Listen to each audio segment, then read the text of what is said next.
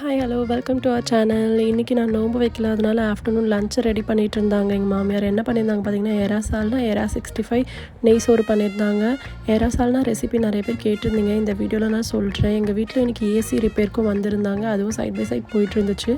எறா சால்னா ரெசிபி பார்த்தீங்கன்னா, எண்ணெய் ஊற்றிட்டு வெங்காயம் கருவேப்பிலை பச்சை மிளகாய் போட்டு வதக்கிட்டு, அதுக்கப்புறம் இஞ்சி பூண்டு பேஸ்ட்டு போட்டு நல்லா வதக்கிட்ட பிறகு தக்காளி போட்டுட்டு மஞ்சத்தூள் மிளகாத்தூள் உப்பு தேவையான அளவு போட்டு வதக்கிட்டோம்.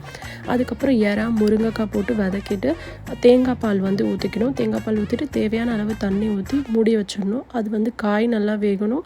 ப்ளஸ் குழம்பு நல்லா திக்னஸ் ஆகணும். அதுக்கப்புறம் நீங்கள் ஆஃப் பண்ணி இறக்கிடலாம். அதுக்கப்புறம் எறா 65 மஞ்சத்தூள் மிளகாத்தூள் உப்பு போட்டு நல்லா கிளறிடணும். எண்ணெயில் சோம்பு கருவேப்பிலை போட்டு வதக்கிட்டு இந்த மசாலாவோடு சேர்த்து எறா போட்டு நல்லா பொரித்து எடுத்துட்டிங்கன்னா எறா 65 ரெடி. ஓகே, இன்றைக்கான ப்ளாக் இன்றைக்கி இப்படி தான் சூப்பராக போச்சு. நெக்ஸ்ட் வீடியோவில் நான் உங்களை பார்க்குறேன். பாய்.